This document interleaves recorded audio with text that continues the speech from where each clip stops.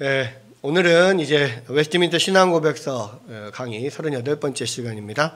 제13장 성화, 이제 성화까지 왔네요. 자, 우리 칭의, 양자, 그 다음에 성화, 이렇게 세 번 이제 성화가 나오는데, 자, 성화는 아마 이번 주하고 다음 주 두 주에 걸쳐서 하게 될 것 같습니다. 이 웨스트민스터 신앙고백서는 총 3항인데요. 우리가 3항을 세 가지 항목인데 한번 읽어보도록 하겠습니다. 먼저 1항부터 함께 읽겠습니다. 자, 시작. 유효 소명을 받아 거듭남으로써 그 내면에서 새 마음과 새 영이 창조된 사람들은 그리스도의 죽음과 부활의 효력과 그들 안에 거하는 말씀과 성령을 통해 실제로 또 인격적으로 더욱 거룩해진다. 온몸을 주관하는 죄의 권세가 깨어지고 거기에서 비롯하는 여러 가지 정욕이 차츰 약화되거나 억제되어 구원의 은혜 가운데서 더욱더 활기와 능력을 얻어 진정으로 거룩한 삶을 살아가게 된다. 이런 거룩함이 없으면 주님을 볼 수 없다. 1항이고요. 자, 2항도 읽어보겠습니다. 자, 시작. 성화는 전인에 영향을 미치지만 이 세상에서는 불완전하다. 모든 부분에 부패함의 잔재가 남아있어 결코 화해될 수 없는 싸움이 계속된다. 육신의 소욕은 성령을 거스르고 성령은 육체를 거스르신다. 그다음에 세 번째 항 읽어보겠습니다. 이 싸움에서 잠시 동안은 잔존하는 부패함이 크게 우세할 수 있지만 성결하게 하시는 그리스도의 영으로부터 계속 공급되는 힘을 통해 거듭난 부분이 승리를 거두기에 이른다. 그 결과 성도들은 은혜 안에서 성장하며 하나님을 두려워하는 가운데서 거룩함을 온전히 이룬다. 한번 살펴보겠습니다. 자, 성경에서 이제 거룩 또는 성화 이런 말은 다양한 의미로 쓰이는데요. 카도시, 거룩은 카도시라는 뜻이거든요. 그러니까 이거는 구별되다 이런 뜻입니다. 구별되다. 그러니까 속된 것에서 구별돼서 이제 거룩한 용도로 쓰임을 받는 것이나 하나님을 섬기는 일에 봉헌되는 것을 의미하는 거죠. 그래서 사실 거룩하다 또는 성결하다, 성화, 성스럽다 뭐 이런 것들이 구별되다라는 이야기인데, 그러나 이제 그 거룩하게 함 이런 뜻이거든요. 성화라는 건 거룩하게 함, 성결하게 함 이런 뜻인데, 지금 이 구원의 과정, 구원의 서정에서 다루고 있는 이 성화는 신자들의 어떤 이 신자들 안에 있는 죄의 오염으로부터 그들을 정화시켜서 그들의 본성을 새롭게 해서 하나님의 형상을 닮게 만드는 것을 의미한다. 그러니까 결국 성화는요, 구원의 목적이라 이렇게 이야기할 수 있습니다. 물론 영화까지 가야만 되겠지만 결국 그 과정이 성화니까 구원의 목적이 성화다 이렇게 생각할 수가 있어요. 왜냐하면 로마서 8장 29절 말씀에도 하나님께서 부르신 자를 의롭게 하시고 부르신 자를 의롭게 하시고 맞나? 잠깐만 봅시다. 8장 로마서 8장 29절 말씀인데요. 미리 정하신 미리 아신 자들을 또한 그 아들의 형상을 본받게 하기 위해서 미리 정하셨으니 이는 그로 많은 형제들 중에서 맏아들이 되게 하려 하심이라. 또 미리 정하신 그들을 또한 부르시고 부르신 그들을 또한 의롭다 하시고 의롭다 하신 그들을 또한 영화롭게 하셨느니라. 그랬죠. 그러니까 지금 이제 29절 30절 보면은 이 많은 형제들 가운데서 하나님이 미리 아신 자들을 부르신 이유가 뭐냐면 그 아들의 형상을 본받게 하기 위해서였다. 29절에 그렇게 이야기를 나오는 거예요. 그래서 미리 정하신 자를 부르셨고 부르신 자를 의롭게 하셨고 의롭게 하신 자를 영화롭게 하셨다. 영화까지 가야만 완전한 목적이 이루어지지만, 그러나 그 목적, 부르신 뜻은 뭐냐면 그 아들의 형상을 본받게 하는 것, 아들을 닮게 하는 것, 이걸 위해서 우리를 구원하셨다는 말이에요. 그러면 우리를 태초부터 정하시고 부르시고 구원하신 이유는 뭐냐? 하나님 예수 그리스도를 닮아가는 하나님 형상을 닮아가도록 하기 위해서이다. 그러니까 이 성화는 결국은 이 우리 구원의 목적이다 이렇게 이야기를 할 수가 있는데, 그러면 우리가 예수님을 믿는다라고 하면서도 이 땅을 그렇게 교회를 다니면서 살아가면서도 전혀 우리의 삶이 뭔가 변화가 없어요. 거룩하게 예수님을 닮아가는 면이 전혀 없다. 그러면 구원의 목적이 이루어지지 않은 거야. 아무리 그 사람이 나는 예수님을 믿어요, 나는 구원 받았어요, 아무리 외친다 한들 구원의 목적이 나타나지 않는데, 변화되어가는 성화의 모습이 나타나지 않으면 그것은 그 사람이 구원받지 못하였거나 그러면 잘못된 길을 가고 있다 이렇게밖에 말할 수가 없는 겁니다. 적어도 목적을 이루지를 못하는 거예요. 근데 여러분, 모든 일이나 물건에는 목적이 있어요. 근데 목적을 이루지 못하면 아무짝에도 쓸데가 없는 거야. 자, 예를 들어서 핸드폰의 목적은, 주 목적은 통화하는 겁니다. 전화. 부 목적은 이걸로 인터넷. 요즘에는 주객이 전도되기도 하는데, 어쨌든 통화를 하고 인터넷을 통해서 뭔가를 해요. 게임도 할 수 있고 많은 것들을 할 수 있어요. 근데 정작 아주 최고급 폰을 샀는데 통화도 안 되고 인터넷도 안 되고 아무것도 안 돼. 그럼 아무짝에 쓸 데가 없는 거지. 뭐였을 거예요? 공기계는 통화는 안 돼도 인터넷이라도 할 수 있어. 근데 통화도 안 되고 인터넷도 안 되면 아무리 이게 최신 폰이어도 이걸 많은 돈을 들여서 샀어도 아무 짝에 쓸 데가 없는 거예요. 목적을 이루지 못하는 어떤 물건이나 일들은 아무 의미가 없는 거예요. 우리도 마찬가지입니다. 하나님이 우리를 태초부터 정하시고 부르셔서 구원하신 이유가 뭐예요? 아들의 형상을 본받기 위해서였다는 거예요. 근데 아들의 형상을 본받는다는 건 결국 성화라는 건데, 예수님 닮아가고 하나님 닮아가는 건데, 이 땅에 하나님을 닮아가는 것이 우리를 구원하신 목적인데 아무도 하나님을 닮아가지 않아. 그러면 뭐 하려고? 도대체 하나님 왜 구원하신 거예요? 왜 하나님께서 그 독생자를 십자가에 죽으시기까지 그렇게 고통을 당하게 하시면서 왜 우리를 구원했냐고. 아무런 의미가 없는 거지. 하나님은 헛된 구원을 하신 거예요, 그러면. 그러니까요, 여러분, 우리가 구원을 받았다, 예수님을 믿는다, 하나님의 자녀다라고 하면서 예수님을 닮아가지 않는 사람들은요, 정말 하나님이 헛되게 구원하신 거예요, 그러면. 그러면 우리가 그렇게 예수님을 믿었다라고 하면, 믿는다라고 하면서도 예수님을 닮아가지 않는 그 모습 자체가요, 하나님 옆에 하나님의 어떤 마음을 엄청나게 상하게 하고 하나님의 명예를 엄청나게 땅에 떨어뜨리는 거라고. 마치 집안에서 내놓은 자식처럼, 훌륭한 집안의 가문의 자녀야. 근데 하는 짓이 그냥 망나니 같아. 그러면 그것이 그 집안의 엄청난 가문의 수치이기도 하고 부모의 마음을 엄청나게 아프게 하는 고추덩인 거죠. 이 세상에 그런 성도들이 너무 많아. 나는 예수를 믿는다라고 하면서도 예수님을 닮아갈 생각이 전혀 없고 닮아가는 모습도 안 나타나. 얼마나 하나님 마음에 고민이 되고 고심이 되고, 정말 이 마음이 얼마나 아프겠냐고요. 진짜 만약에 정말로 그렇게 하나님이 택함 받아서 부르심을 받은 사람인데 아직 그런 성화의 모습이 나타나지 않으니까 좀만 기다려 봅시다. 언젠가는 그런 게 나타나겠지. 뒤에도 나오지만요, 성화가 나타나지 않으면, 성화의 열매가 나타나지 않으면 칭의도 없다, 그렇게 이야기합니다. 그러니까 칭의가 없다는 이야기가 뭐예요? 구원받지 않았다 이 말이에요. 이게 굉장히 지금 현재 이 시대에 굉장히 중요한 메시지이고 교리다, 이렇게 생각할 수 있어요. 자, 거룩함이라고 하는 것은요, 위대함과 선함 두 가지를 모두 통합시키는 단어예요. 그러니까 하나님은 거룩하시다, 그 말은요, 하나님은 위대하시고 선하시다 이 말이에요.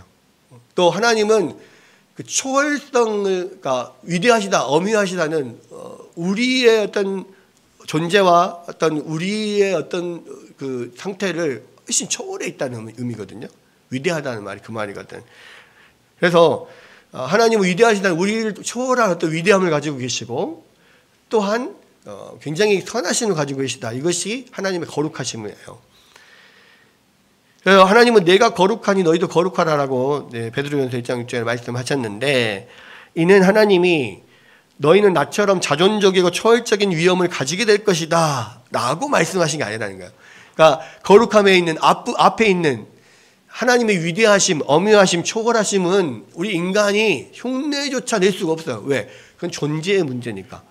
우리 존재가 하나님처럼 초월적이고 위대한 사람이 아닌데 어떻게 되겠어요? 그러면 그렇게 되지도 않는 것을 하나님이 되게 되라고 하는 거냐? 요구하는 거냐? 아니에요. 하나님이 요구하시는 건 두 번째 의미라는 거죠. 하나님의 거룩함 안에 있는 하나님의 선함을 닮으라는 거예요. 그래서 그분의 성품을 비추고 반영할 책임이 있음을 특별히 언급하시는 거. 그래서 내가 거룩하니 너희도 거룩하라. 이것이 구약 성경에서 하나님의 자녀들에게 성화를 요구하는, 거룩하게 되도록 요구하는 이 말씀이다라는 겁니다. 그래서 우리는 하나님이 될 수는 없지만 존재적으로 하나님의 행위를 본받음으로써 그분을 닮을 수는 있다. 성화는 그래서 하나님의 형상을 닮아가는 것이고요. 거룩하신 하나님의 형상을, 또 그 하나님의 형상의 표본이신 예수님을 닮아가는 것이라고 말할 수가 있습니다. 이것이 거룩함에 대한 우리의 부르심이에요. 그러니까 우리가 구원의 부르심, 우리를 부르셔서 우리를 의롭다 하시고 의롭다 한 사람들을 영화롭게 하셨다 했잖아요. 우리를 구원으로 부르셨다. 구원으로 우리를 부르셨다는 것은 다시 말해서 우리를 거룩함으로 부르셨다는 것하고 같은 말이라는 거예요.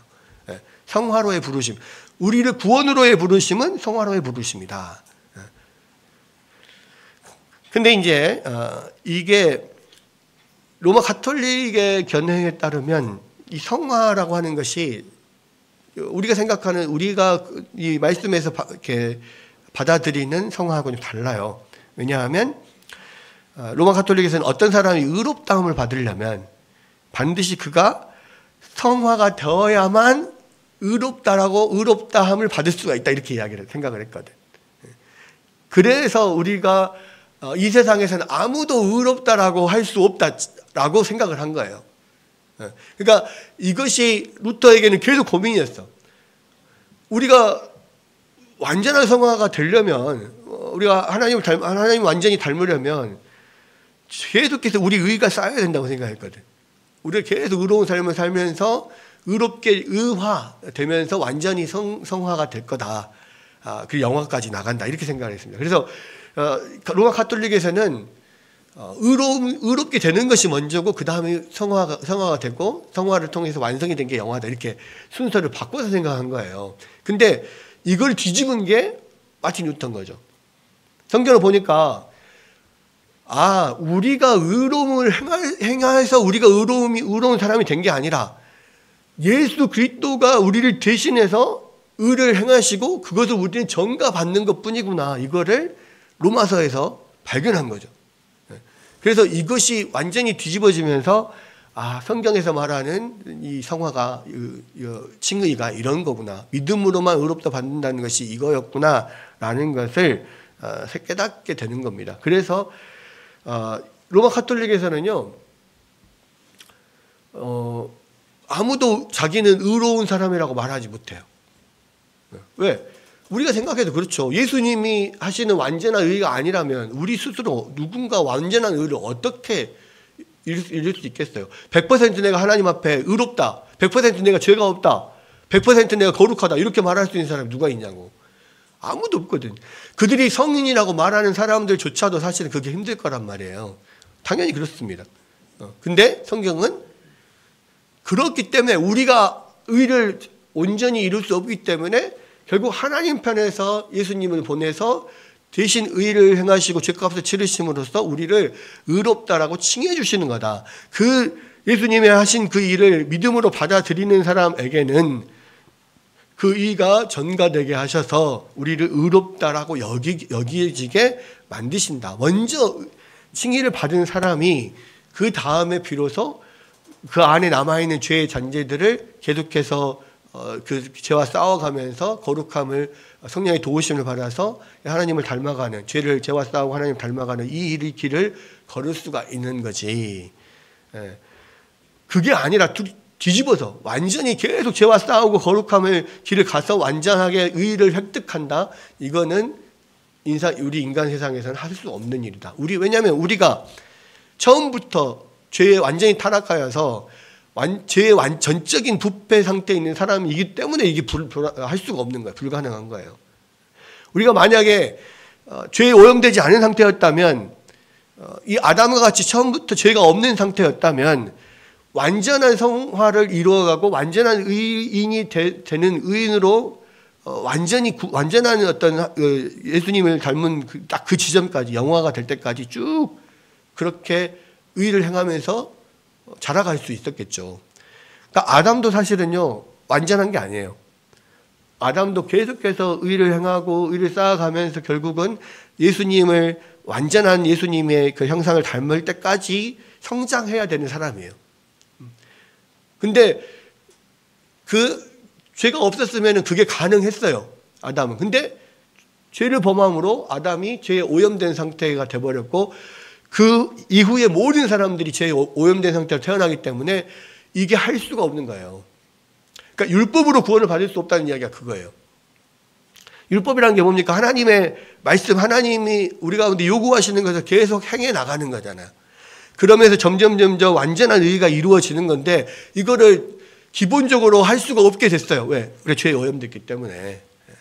결국은 우리가 그것을 할 수가 없기 때문에 예수님이 우리를 위해서 대신 의를 이루신 것을 우리가 받아들이고, 그렇게 그 믿음으로 예수님과 함께 연합돼서 그 의가 나에게 온 사람들에게서만이 진정으로 성화가 이루어질 수 있는 가능성이 열어지는 거예요.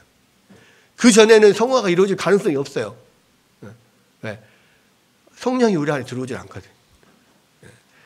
우리 죄에 오염된 것을 성령이 들어와야만, 성령께서 계속해서 역사하시면서 그 성령의 요구에 따라서 우리가 순종해 나가면서 그 죄를 씻어내고 예수님을 닮아갈 수가 있는데, 성령이 안 들어오면 끝인 거예요. 없어요. 할 수가 없어요. 우리는 우리의 의지로 할 수가 없는 거예요. 자, 그런 것입니다. 자, 그래서 로마 가톨릭의 견해는 사실은 잘못된 거였었는데, 이것을 뒤집어서, 순서가 그래서 되게 중요해요. 칭의가 먼저 이루어져야만, 칭의와 양자가 이루어져야만 성화가 시작될 수 있는 거예요. 하나님의 자녀가 되고 성령이 들어와야만 성화가 시작될 수 있는 거야. 근데 그게 들어오지 않은 상태에서 성화를 통하여서 칭의에 이르려고 하니까 안 되는 거지. 그겁니다. 그래서 첫 번째는 로마 가톨릭 견해는 그래서 이게 안 된다, 불가능하다라는 거였고요. 두 번째는, 그러나 오직 믿음으로 말미암는 칭의 교리는 우리가 바른 사람이 되기도 전에도 의롭다 할 수 있다고 분명하게 말하고 있어요. 그래야만 성화가 시작된다, 이렇게 이야기합니다. 우리는 다른 어떤 사람의 의, 즉 그리스도의 의 때문에 의롭게 되는 것이다. 그런데 이 문제는 복음주의 진영에 널리 퍼져 있는 칭의와 성화에 대한 가장 유력한 견해가 아무런 변화 없이도 사람이 믿음으로만 의롭다 될 수 있다라는 거예요. 그러니까 이제 계속해서 이게 문제라 그랬죠. 실제로 삶의 변화는 하나도 없어. 성화는 예수님을 닮아가는 것이 하나도 보이지 않아. 근데 믿음으로만 의롭다함을 받는다 했으니까 믿음만 고백하면 된다. 그 다음부터는 자연적으로 성령이 안에서 알아서 하신다, 이렇게 생각을 하는 거예요. 이것은 이제 극단적인 반율법주의 또는 율법 폐기론자들의 이야기인데, 성경은 이렇게 말하지 않는다는 겁니다. 그래서 성령은 우리를 중생시키고, 하나님은 우리 마음에 믿음을 창조하시고 성령을 우리 안에 내주케 하십니다. 이것은 중대한 변화로, 이러한 초자연적인 것이 우리 삶에 발생하면 반드시 무언가 변화가 되겠어요. 여러분, 여자가 임신을 하잖아요. 그러니까 생명을 내 안에 잉태를 하잖아요. 그러면 반드시 변화가 나오게 돼 있어요. 그러니까 배가 안 불러도 겉으로 보이기에는, 외양으로 보기에는 전혀 변화가 없어 보여도 막 헛구역질을 한다거나, 뭐 갑자기 안 먹고 싶었던 게 막 먹고 싶어진다거나, 뭐 갑자기 막 살이 좀 쪄간다거나. 그러니까 임신을 하면은요, 반드시 겉으로 드러나 보이는, 뭐 배가 점점 더 불러오는 것도 눈에 보이겠지만, 초창기에도 2개월, 3개월 돼서도 잘 모를 때에도 분명히 뭐 변화가 있어요.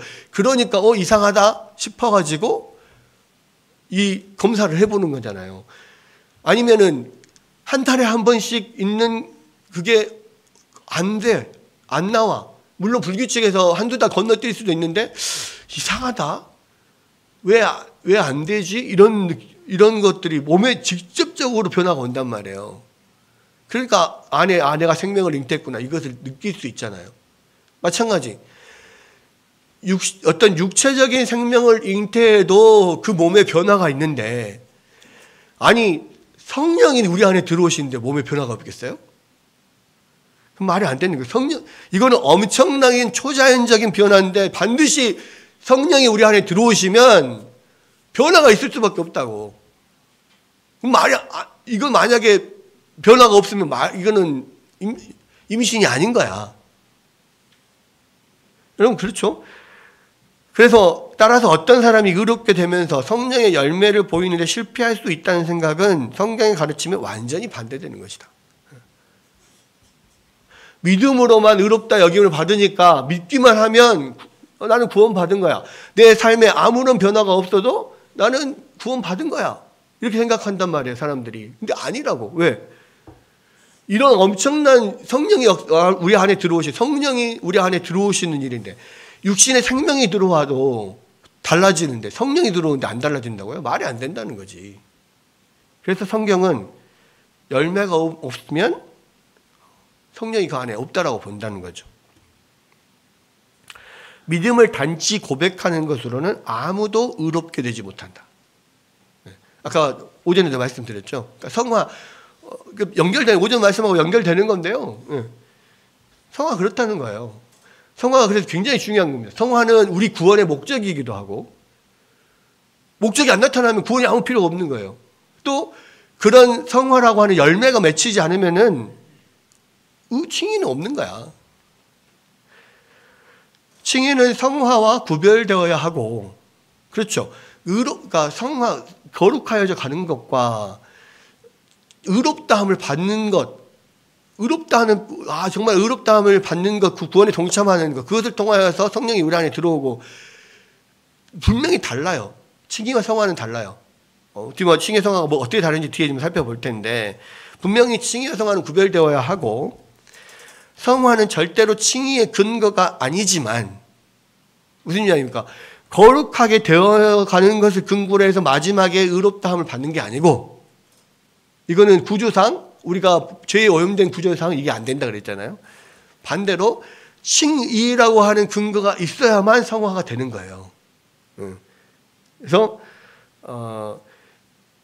성화는 절대로 칭의의 근거가 될 수는 없지만, 삶의 성화가 전혀 나타나지 않는다면 그것은 칭의가 존재하지 않는다는 가장 분명한 증거이다. R.C. 스프로울이 이것을 해설해 놓은 게 이제 이 내용이에요. 그래서 지금 거기 로버트 쇼 거기에는 안 들어 있어요. 근데 제가 두 개를 비교해 가면서 꼭 필요한 것은 내가 여기다 넣어야겠다 싶어서 지금 넣은 건데, 굉장히 정확하게 이야기를 하고 있더라고. 성화가 없이는 칭의가 없다.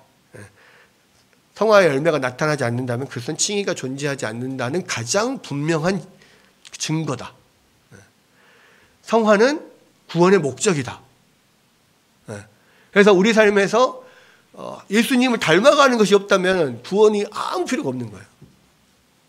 그러니까 분명히 성화가 얼마나 중요한가에 대해서 우리가 이야기를 반드시 생각을 해야 되고요. 그래서 성화는 칭의를 필연적으로 반드시 그리고 즉시 따라온다. 성화가 없는 칭의는 없어요. 성화는 칭의를 필연적으로 반드시 즉시 따라온다. 그래서 성화 나중에 성화가 되겠지, 아니에요. 없는 거예요, 없는 거. 지금 믿었어도 거룩해지지 않는다. 그럼 칭의가 없는 거야. 잘못 믿고 있는 거라고. 믿음이 구원받는 믿음이 아니라고. 머릿속으로만 그냥 생각하는 거지. 입으로만 그냥 고백하는 거지. 움직이지 않으면, 실제로 삶으로 나타내지 않으면요, 아무런 의미가 없어요, 그게. 근데 이제, 그렇죠. 그래서 성화는 반드시 눈에 보이게 돼 있어요. 구원받은 사람은 반드시 그 사람이 구원받았는지 안 받았는지 눈에 보이게 돼 있다고. 그래서 그 거듭남에 대해서 예수님이 이야기하시면서, 성령으로 거듭난다는 것은 마치 바람과 같아서, 바람이 어디서 와서 어디로 가는지는 알지는 못하지만 바람이 부는 것 자체는 아는 거 알잖아요. 성령이 하시는 일이 다 티가 난단 말이에요. 성령이 우리 안에 들어와 있는데 티가 안 나겠냐고. 그러니까 우리는요, 이 사람이 믿음이 있다 없다? 왜 목사님이 나의 믿음을 판단하십니까? 근데 판단이 돼요. 왜? 눈에 드러나거든. 믿음이 있는 사람은 없는 사람과 차이가 나요. 어떠한 일을 결정하게 될 때 반드시 믿음은 그 일을 하나님 중심으로 선택하게 만든단 말이에요. 그러니까 니고데모와 또 아리마대 요셉이 마지막 진짜 그런 위험한 순간, 마지막 어떤 자기의 그 어떤 지위나 이런 것들이 상실할 수 있고 자기 목숨이 위협을 받을 수 있는 상황이지만 뒤를 돌아보지 않고 무슨 일이 일어날지 생각하지 않고 그냥 예수님의 시체를 가져다가 장사 지내고 막 하는 걸 다 하잖아요. 그 뒷일은 생각도 안 해. 왜? 마음 가운데서 그것을 가만히 두고 못 보니까. 어떻게 예수님을 계속 그 시신을 거기다 버려둘 수 있냐. 나는 못한다 이거야. 왜? 마음에서 그게 시키니까. 그러니까 앞뒤 안 재고 그냥 했단 말이에요. 믿음이 있으면요, 결정적인 순간에 그 믿음대로 행할 수밖에 없게 돼 있어요. 그렇지 않으면 견딜 수가 없는데. 그래서 제가 아까 좀 전에 이야기를 했지만 우리의 믿음은 항상 결정적인 선택의 순간에 나타나요. 이 결혼을 할 때도요, 안 믿는 사람과 내가 믿는 사람이 있고 안 믿는 사람이 있어. 안 믿는 사람이 어떤 조건적으로 봤을 때 훨씬 더 좋아. 근데 믿는 사람은 별로 결혼 조건이 좋지 않은데 그래도 잘 신앙이 있고 나름 성격이 괜찮아. 그랬을 때 자기가 믿음이 있고 분명한 바른 하나님의 말씀을 순종하는 사람은요, 그 조건 따라서 선택하지 않는다고. 정말 조건은 아니어도 진짜 믿음이 있고 그런 사람을 선택하게 돼. 왜냐하면 그거 한번 선택하고 나면요, 평생을 내가 잘못 선택하면 평생 고생하고 살아야 된다는 것을 알고 그 상태에서는 도저히 내가 살 수 없다라는 것 때문에 여기를 선택하게 돼 있어요. 근데 그게 그 마음이 안에서 불일들이 일어나지 않으면요, 그렇게 선택 못 해요. 직업을 선택할 때도 마찬가지. 직업을 선택하는데 어떻게 1년 365일 52주 다 예배를 참석할 수 없는 직업을 선택해요? 그거는 어쩔 수 없는 게 아니야. 아주 돈 잘 벌고 좋은, 정말 풍족하게 살 수 있는 직업이에요. 근데 예배를 좀 잘 못 드리게 돼. 이걸 선택하면. 이거는 돈을 많이 받지는 못해. 근데 그래도 이걸 선택하면 예배는 안 빠지고 잘 드릴 수 있어. 신앙생활은 그래도 열심히 할 수 있어. 믿음이 제대로 된 믿음이 들어간 사람은요, 돈은 많이 못 벌어도 예배에 빠지지 않는 직업을 선택하게 돼 있어. 왜? 가만히 생각해 보면 내가 예배를 안 드리고 1년 내내 예배를 못 드리고 살 수 있을까? 살 수가 없을 것 같아. 그래서 조건이 안 좋아도 예배에 빠지지 않고 내가 예배를 드릴 수 있는 직업을 선택하게 된다. 할 수밖에 없게 된다고. 왜? 내 마음이 그렇게 시키니까요. 이런 상태에서 내가 살 수가 없을 것 같은데? 그렇잖아요. 이런 여자하고 내가 살 수가 없을 것 같아. 그러면 결혼 못 하잖아요. 아무리 조건이 좋아도. 마찬가지야. 여러분, 믿음은요, 반드시 선택의 순간 드러나게 돼 있어요. 왜? 하나님의 뜻대로 그것을 내가 선택하지 않으면 죽을 것 같거든.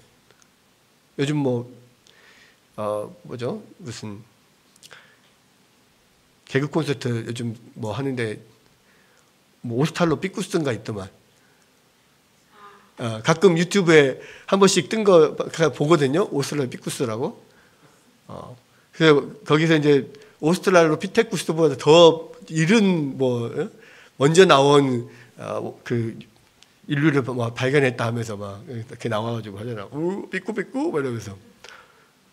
거기서 뭐 이거 막 생닭 같은 거 주면서 먹어보라고 평소에 먹던 거야 하면서 주면 삐꾸 좋을 것 같은데 막 이렇게 하거든요. 죽을 것 같다고. 그래서 선택 못 하는 거야. 그러니까 믿음이 있으면요, 말씀대로 그 예배 드리고 하나님 섬기고 하는 이 일이 없이 그냥 사는 걸 못할 거 죽을 것 같아요. 죽을 것 같은데 그래서 그 선택을 못 하는 거, 못 먹는 거야. 그래서 믿음이 있으면요, 믿음이 드러나게 돼 있어. 그러니까 나는 그래도 나는 하나님 믿어요. 근데 예수님 예배를 드릴 수 없는 직업을 선택하고 믿지 않는 배우자를 선택하고 결정적인 순간에 다 그렇게 믿음과는 어긋나는 선택을 한다? 믿음이 없는 거예요. 믿음이 없으면 죽을 것 같다니까요. 그렇게 선택하면 할 수가 없다니까요. 그렇잖아요. 성화는 칭의를 필연적으로 반드시 그리고 즉시 따라온다고요. 성화는 필연적으로 반드시 즉시 나타나게 돼 있어요. 진짜 이 사람 칭의 받은 사람이라면.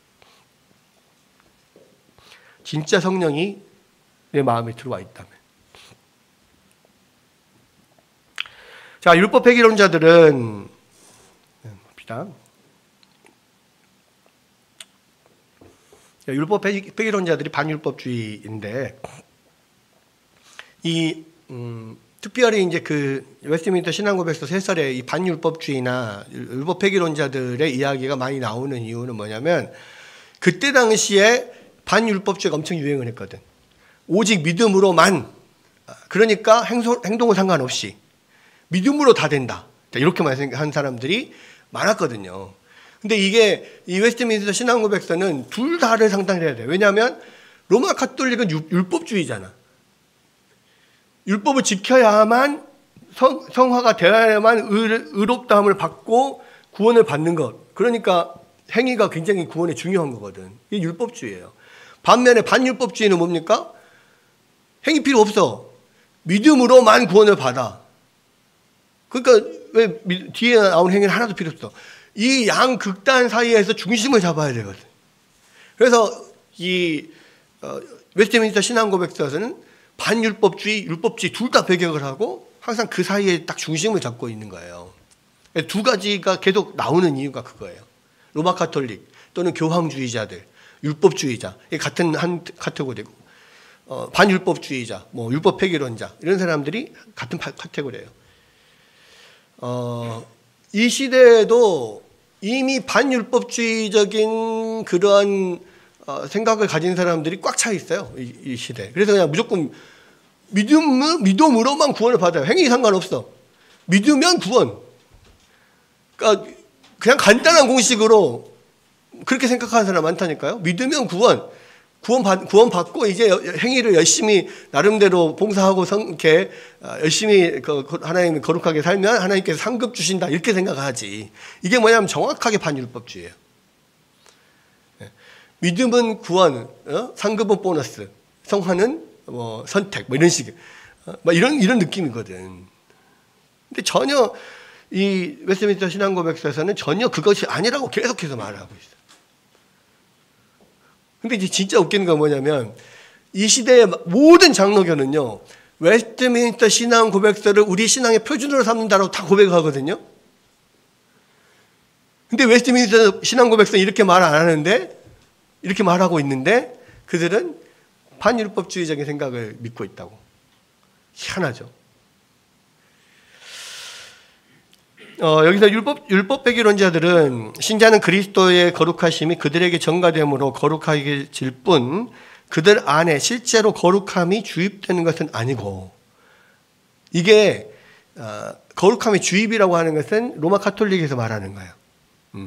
그래서 로마 가톨릭에서 뭐라고 말하냐면 처음에 예수님을 믿을 때 거룩함이 주입된다 그래. 그러니까 세례를 받을 때. 세례를 받으면서 거룩함이 주입이 되고 그 약간의 주입된 거룩함을 통해서 계속해서 선을 실천해 나아가면 나중에 완전한 의를 획득해서 완전한 성화가 이루어진다. 이렇게 생각을 하거든. 그러니까 이 거룩함 주입도 아니에요. 또 그런 상태를 요구받지 않는다라고 주장하지만 반율법주의자들은 거룩함이 주입되는 것도 아니고 거룩해지는 것을 요구하지도 않는다. 하나님이. 왜? 예수님이 이미 그것을 다 이루어서 완전한 의를 우리 가운데 주셨고 그런 우리가 앞으로 변화되어 가는 그런 과정도 필요 없이 그냥 완전하게 우리에게 주셨으니까 그것만 받아들이면 된다. 이렇게 생각을 했거든. 근데 성경은 그렇게 말하지 않고 신앙고백서는 그래서 신자들이 실제로 또 인격적으로 거룩해진다는 말을 통해서 그런 주장을 논박하고 있다. 그냥 단순히 받아만 드리면 되는 게 아니고 실제로 인격적으로 성화되어 가야 된다는 거예요. 거룩해져 가야 된다. 그렇게 이야기를 하고 있습니다. 자, 칭의와 성화에 대해서 로마 가톨릭에서 혼동을 하고 있는데, 자, 차이점이 있습니다. 거기 이제 차이점 나오죠. 먼저는 칭의와 성화는 본질이 다르다. 칭의는 관계상의 변화를 가리키고 성화는 전인, 곧 영혼과 육체 안에서 일어나는 실질적인 변화를 가르칩니다. 그러니까 칭의는 관계적인 변화. 우리가 법정적인 칭의라고 그랬잖아요. 의롭다 법정정을 이렇게 딱 받으면서 실제로 내 삶에서 이런 그 변화는 없어요. 내가 재판석상에서 무죄를 받든 유죄를 받든 나의 몸의 변화가 오는 건 아니야. 그러니까 예를 들어서 어떤 아주 나쁜 일을 한 사람이 있어. 실제로 이 사람은 살인을 했어. 예를 들어서 살인을 했어요. 근데 법정에서 판결을 받았는데 아주 좋은 변호사를 써가지고 교묘하게 이것을 이렇게 잘 피해 나가가지고 그 사람이 무죄 판결을 받게 됐어요. 그랬을 때 그러면 무죄 판결을 받으면 실제로는 내가 살인을 했는데 무죄 판결을 받았단 말이야. 그럼 무죄 판결을 받으면 내가 살인한 그것이 없어집니까? 실제로 살인한 기억이 딱 지워진가요? 그렇지 않잖아. 나에게 실질적인 변화는 없어. 근데 유죄 추정 상태에서 무죄로 신분이 변화된 거죠. 관계상의 변화, 어떤 그런 변화가 일어나는. 그러니까 칭의도 마찬가지예요. 관계상의 변화가 사단의 자녀에서 하나님의 자녀로 변화됐어. 근데 내 몸으로는 그것이 느껴지지 않아. 누군가에게 입양될 때도 마찬가지예요. 원래 고아원에 있다가 누구에게 서류적으로 입양이 됐어. 그러면 서류가 변화했는데 아직 나를 입양한 사람 아직 데리러 오지 않았어. 나를. 여전히 난 고아원에 있어. 근데 서류상으로 변화가 됐어. 그러면은 입양이 된 거예요. 네. 그거 똑같은 서류상의 변화. 이게 칭의거든요. 성화는 실질적인 변화가 있는 거야. 내 안에. 영혼과 육체에 실질적으로 거룩해지는 변화가 일어나는. 그래서 본질이 달라요. 칭의와 성화는. 근데 자꾸 이 로마 가톨릭에서는 칭의와 성화를 막 헷갈려요. 헷갈려 한다고. 앞뒤로 막 왔다 갔다 하고 막 칭의가 성화고 성화가 칭의고 막 약간 이렇게 연결되어 있는 그런 느낌인가요? 두 번째, 칭의와 성화는 순서가 다르다. 그러니까 시간상의 순서는 아니더라도 본질상 칭의가 성화에 앞선다.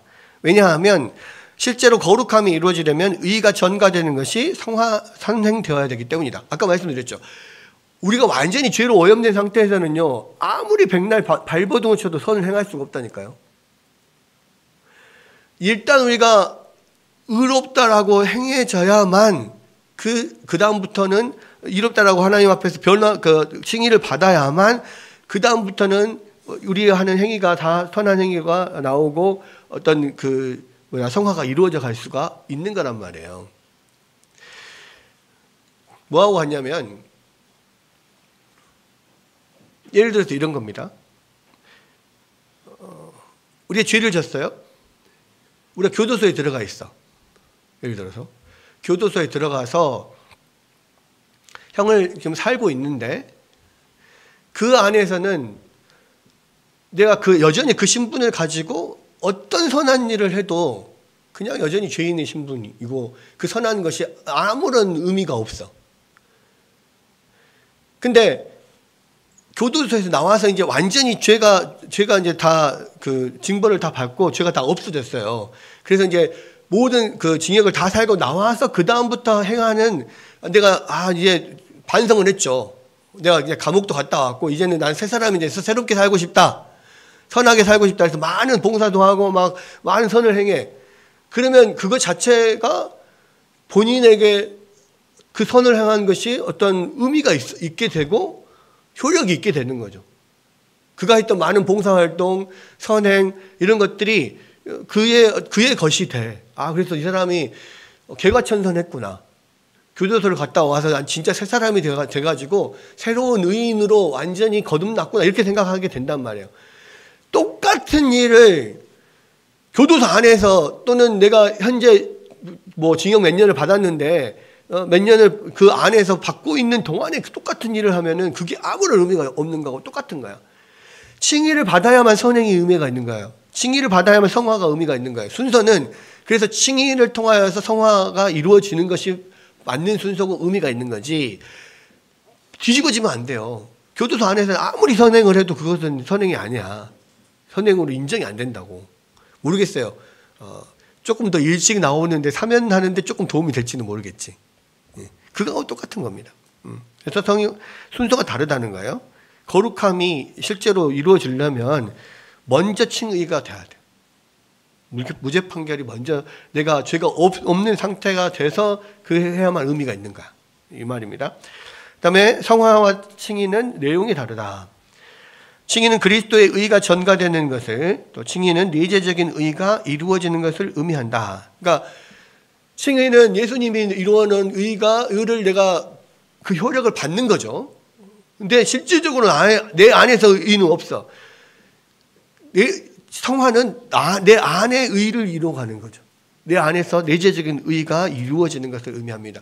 근데 이 내재적인 의가 이루어지려면 먼저 칭의를 받아야만 이게 이루어지는 거 의미가 있고 가능하다는 거예요. 성령이 들어와야만 가능하다라는 겁니다. 그다음에 칭의와 성화는 성격이 다르다 그랬죠? 칭의는 죄인을 의롭다라고 선언하는 법정적인 행위에 해당하고 성화는 영혼의 성품 안에서 두 번 됐네요. 영혼의 성품 안에서 실질적으로 변화를 일으키는 도덕적이고 물리적인 행위에 해당된다. 성격이 다르다는 것은 칭의는 아까 서류상의 변화, 성화는 실질적인 변화 이거예요. 그다음에 칭의와 성화는 속성이 다르다. 칭의는 즉각 완성되고 모든 신자에게 정도의 차이 없이 적용이 되지만 성화는 처음에는 불완전할 뿐 아니라 신자 개인에 따라 성취되는 정도가 다르다. 칭의는요 즉시 예수님 믿는 즉시 이루어집니다. 칭의와 양자는 즉시예요. 그 사람에 따라 다르지도 않아. 정도도 똑같아. 어떤 사람은 반만 하나님의 자녀고 어떤 사람은 완전한 하나님의 자녀고 뭐 이런 거 아니야. 그냥 완전한 의를 예수님이 우리를 위해서 이루신 완전한 의를 똑같이 전가받아요. 똑같이 하나님의 자녀가 돼요. 즉각 이루어져요. 근데 그렇게 칭의와 양자가 된 사람들이 안에서 나타나는 성화는 처음에는 불완전해. 그러니까 성화는 점점 안에서 이루어져가고 자라가는 측면이 있거든요. 처음에는 거의 씨로 존재해. 그 씨가 싹 트고 자라고 열매 맺는 그 과정이 내 안에서 쭉 이렇게 일어나요. 그리고 이것이 개인에 따라서 성취하는 정도도 달라. 그래서 어떤 사람은 성화가 많이 진행이 되기도 하고 어떤 사람은 빠르게 진행이 되기도 하고 어떤 사람은 느리게 되기도 하고 적게 되기도 하고 차이가 좀 다르단 말이에요. 다음에 6번 칭의는 천국에 갈 수 있는 권리를 부여하고 성화는 천국에 합당한 자질을 갖추어서 그곳의 삶을 누릴 능력을 부여한다. 그러니까 여러분 그 칭의와 양자를 통해서는 천국에 들어갈 수 있는 자격이 되는 거야. 근데 성화는 뭐냐면 천국 시민으로서의 자질이 완전히 이 땅에서 이루어진 다음에 그 다음에 천국에 들어가게 되는 거라는 거죠. 천국은 그래서요, 믿으면 바로 천국 아니에요. 우리가 만약에 믿으면 바로 천국이면은 우리가 예수님을 믿는 순간 그냥 죽어야 돼. 그렇잖아요. 믿으면 천국이면 바로 믿는 순간 죽어야지. 왜 이 땅에 있겠어? 왜 이 땅에 있냐면 성화를 위해서 있는 거예요. 그래서 천국에 들어갈 자질을 충분하게 이 땅에서 교회 안에서 이루고 난 다음에 그 자질이 됐을 때 천국에 들어가는 거예요. 근데 만약에 여기서 자질이 안 되는 사람은 어떡합니까? 못 들어가는 거지.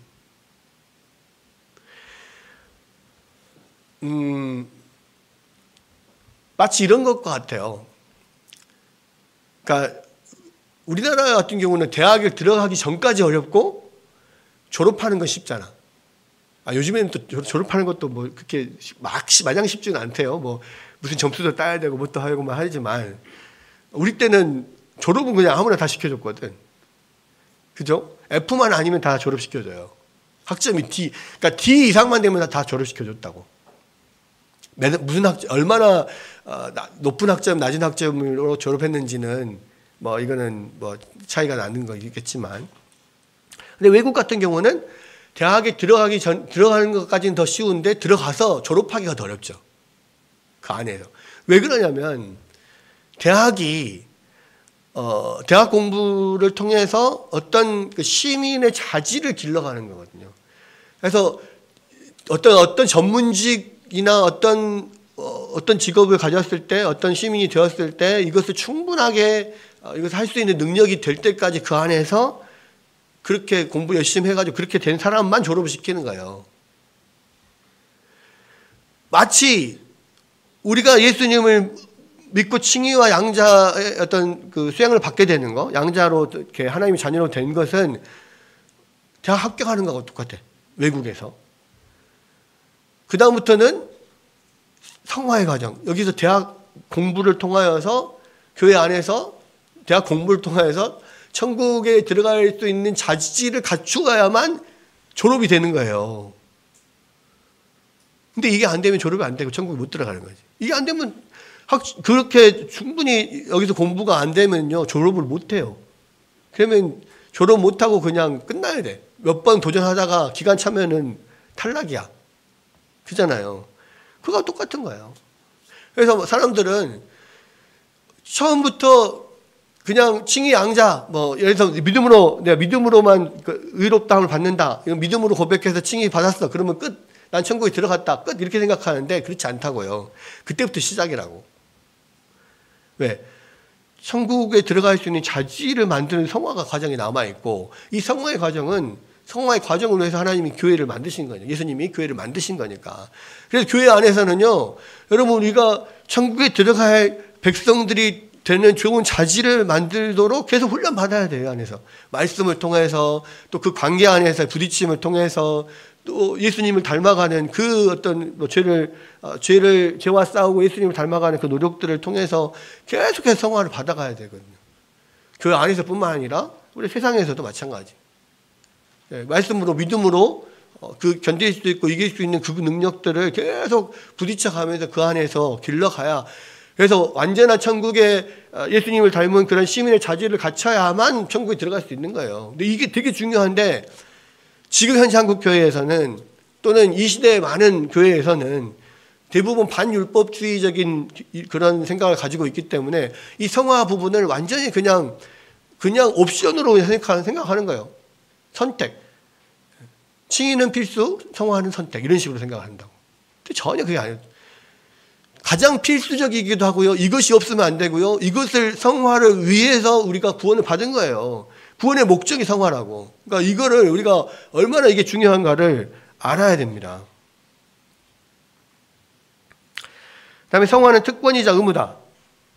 그러니까 성화는 특권이자 의무예요. 성화로서의 부르심을 받았잖아요, 우리가. 내가 거룩하니 너희도 거룩하라. 부르심을 받았어요. 그래서 성화가 의무예요. 또 이것은 권리기도 하고 특권이기도 해요. 성화는 하나님의 사역이면서 또한 인간의 사역이다. 이 말은 성화는 우리 안에서 하나님께서 우리를 만들어 가시는 과정이에요. 근데 한편으로는 우리가 실제로 내 발로 뛰어서 힘들어서 땀 흘려서 이것을 이루지 않으면 안 될 일이라고. 이 성화에 대해서 제가 계속해서 비유하는 것은 그거예요. 예수님이 우리를 선택하셔서 마라톤 국가대표 선수로 우리를 부르셨다니까요. 마라톤 전혀 운동도 평소에 안 하는 사람을 지금 이 50대 나이인 저를 하나님이 마라톤 국가대표 선수로 선발을 했어요. 그럼 하나님은 능력이 있는 코치이고 감독이기 때문에 어떻게든 나를 이 올림픽이나 뭐 마라톤 대회에서 1등 할 수 있도록 분명히 훈련을 시키실 거예요. 그리고 나는 결국은 그렇게 돼서 1등 할 거야. 왜?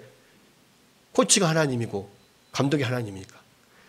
근데 그렇게까지 되려면 정말 죽을 지옥의 훈련을 다 해야 돼. 그 훈련을 누가 해요? 내가 하는 거야, 내가 땀 흘려서 내 발로 뛰어서 이 90kg 되는 살을 다 빼가지고 60kg까지, 50kg까지 만들어야 되고, 날마다 막 이 몇십 킬로씩 뛰어가지고 근력을 길러야 되고, 힘을 길러야 돼요. 그걸 누가 다 해야 돼요? 내가 다 해야 된다고. 내 발로. 코치가 아무리 옆에서 트레이닝 시키고 해도요, 내가 안 하면 아무 소용이 없어요. 그게 성화라고. 하나님이 나를 국가대표로 선발했으면 반드시 나는 그렇게 될 겁니다. 1등 할 겁니다. 시간이 걸려서 반드시 그럴 거라고요. 근데 그 엄청난 고생을 하지 않으면 안 돼요. 내가 내 힘으로 하지 않으면 안 돼. 그게 성화예요. 하나님의 자녀로 불렀어요. 국가대표 선발했다니까요. 훈련 안 하면 안 돼요. 그것입니다. 그래서 이것은 하나님의 사역이기도 하고 나의 사역이기도 하다는 거죠. 하나님이 하실 일이기도 하고 내가 해야 될 일. 두 가지가 함께 되어야 되는 거예요. 성화의 특권은 복음 안에 은혜롭게 약속되었고 성화의 의무는 율법에 의해서 규정이 됩니다. 그렇죠? 예, 그리고 하나님 우리에게 마음과 영을 새롭게 하고 거룩함을 온전히 이루어 육과 영의 온갖 더러운 것에서 자신을 깨끗하게 하라. 오늘 읽은 말씀이 그거잖아요. 그렇죠? 우리가 하나님이 이렇게 우리를 선택했으니 온갖 더러운 것에서 자신을 깨끗하고 하나님이 주신 거룩함, 우리의 칭의를 앙대됨을 온전히 그것을 이루어서 예수님 닮아가는 이 일을 하라. 명령이에요, 우리에게. 명령이기도 하고 이것이 특권이기도 하고. 그죠? 그다음 성화는 처음에 시작돼서 차츰 발전한다. 그러니까 성화는 당장 즉시가 아니에요. 점점 발전하는데 최초의 성화는 우리를 새로운 피조물로 만드는 중생과 동일하다. 그죠? 그러나 점진적인 성화는 옛사람의 정욕이 점점 약화되고 억제되어 가는 과정을 가리킨다. 처음 성령이 들어와야만 시작되는 거거든요. 칭의가 이루어져야만 시작되는 거예요. 근데 최초의 성화가 이루어지는 순간에 그리스도의 영이 우리 마음에 들어오셔서 온갖 은사를 씨앗처럼 우리 안에 심어서 결국 그것이 발전하게 되는 거예요.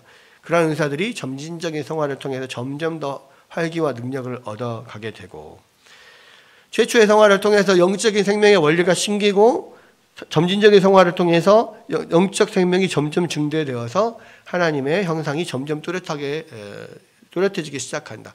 그러니까 어떤 아이를 임신하고 이 안에서 아이가 점점점 자라면서 어떤 온전한 형체를 이루어가는 것처럼 우리도 성령을 통하여서 우리 안에 이런 성화의 씨앗이 심기면서 그 다음부터 우리 안에서 점점 자라서 하나님의 형상을 이루어가기까지 우리가 변화되어 간다라는 거예요. 이것이 이제 성화다 이렇게 이야기할 수 있습니다.